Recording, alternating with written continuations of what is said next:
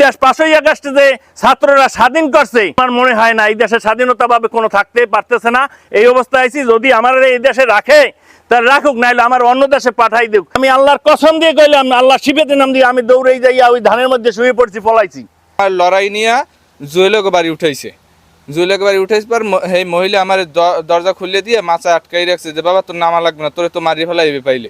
শালিকরা বলছিলে যে 27 তারিখে আমরা একটু দেখি, আপনারা মানেন না আমরা কইছি যে আমরা বারবার খরচ দিমরা, সব খরচ আমাদের চলে।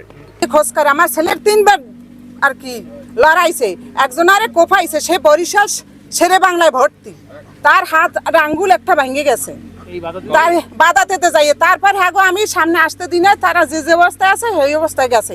পুলিশ পর্যন্ত আমার স্বামীরে খোঁজ করছে, আর আমার স্বামীরে পোলাপানে লাঠি নিয়ে বাড়ি পর্যন্ত ডেরাম ডোর আমার কি পিটে পিটে গিয়ে গরদর যাই পেরাইছে, আর আমি এই জায়গায় বাধা দিছি, আমার বাধা শোনে নাই।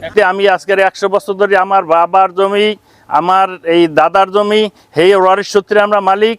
এই জমি আমরা ওখানে 100 বছর ধরে ভোগ দখল করি, এই এলাকার মানুষ জানে। সেখানে আমি ঘের কাট দিয়ে আজকের কত বছর এই রবি শস্য ফলাই, আপনার কলা গাছ আসলে 400-র উপরে পেঁপে গাছ ছিল, এতবার অত বড় পেঁপে আছে, আপনাদেরকে সে ভিডিও আছে আমরা দেখাবো।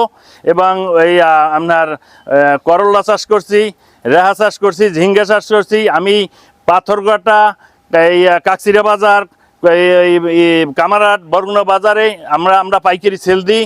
জায়গা হয়েছে যাইয়া রোডের উপরে একদম রাস্তা, ওটা হলে রেকারি রাস্তা, ওটা কোনো নাই, আমি দেখাই দিতে পারি কাগজ দিয়া। এবং সেই রাস্তা এখন সব রাস্তায় তার কাছে হে আর একজন মালিকের কওলাদার। আমার বাবা জমি বিক্রি করে নাই, আমরাও কোনোদিন করিনি ওয়ারিশে, কিন্তু এখন আমাদের ভিতরে ওই রাস্তার কারণে সে ঠেললে আমার ভিতরে ঢুকিয়া এরপর সে জোরপূর্বক ওই পিলার দেয়, জোরপূর্বক ঢুকতে চায়। এই এক পর্যায়ে সালিশি চলে। এই কানুনগু স্যার টিএনও স্যারের ওখান থেকে দেশে এই কানুনগু কাগজটা দাও একটু দেখাই দি স্যারে। টিএনও স্যারের দেওয়ার পর এই কানুনগু স্যারে এই সালিশি করছে, মাপজোপ সব পুরো কমপ্লিট হয় নাই। এরপর সে 27 তারিখ সামনে ডেট রাখছে, কিন্তু 27 তারিখের আগে কালকেরই সে অন্যায়ভাবে ঢুকিয়া বেকু, এরপর ওই মাহিন্দ্র দিয়া লোকজন প্রায় 300-400 লোকজন দিয়া এরপর আমার বাঁধতে গেছে, আমার ওয়াইফ বাধা দিছে। আর আমাকে গোপনে একজনে জানাইছে যে আপনাকে একদম মারিয়ে ফেলাইবে আপনার ছেলেকে। এই তা আমার ছেলে ওইখানে ভিডিও করার জন্য রয়েছে, ছেলেরে 2 বার লড়াইয়ে উঠাইছে, বিষেই পায় নাই, নাইলে ছেলেরে মারতেই। এরপর ভিডিও আংশিক কিছু করছে, আমি এইখানে আইছি, আমাকে এইখানে ঘুরে ঘুরে আইয়া ইহারছে। আমি আল্লাহর কসম দিয়ে কইলাম, আল্লাহ শিবেতে নাম দিয়ে আমি দৌড়েই যাইয়া ওই ধানের মধ্যে শুয়ে পড়ছি, পলাইছি।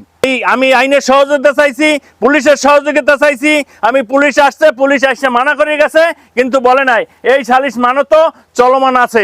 100 বছর ধরে খায় ঠিক আছে, কিন্তু জমিটা হেগে হলে 2 একর 2 একর 91, হেরা খাইছে 3 একর 20। এখন হেগো কাগজপত্রিতে 2 একর 91। আমরা জমি বুঝ পাই না দেখি আমরা মাপজোপ করছি, এই জন্য আমাদের জমিটা বের হয়ে গেছে। এখন 29 কমে গেছে, 29 আমাদের ভিতরে ঢুকে গেছে। নূর মিয়ারও জমি বুঝ পাইছে আর এগো জমি বুঝ পাইছে, কিন্তু নূর মিয়া ওই কান্দিটা কাটিয়ে বইছে এই মালিক মিয়ার জমির মধ্যে দিয়ে। ওই একই রায় হয়েছে, জমি মালিক মিয়ারা পাইছে।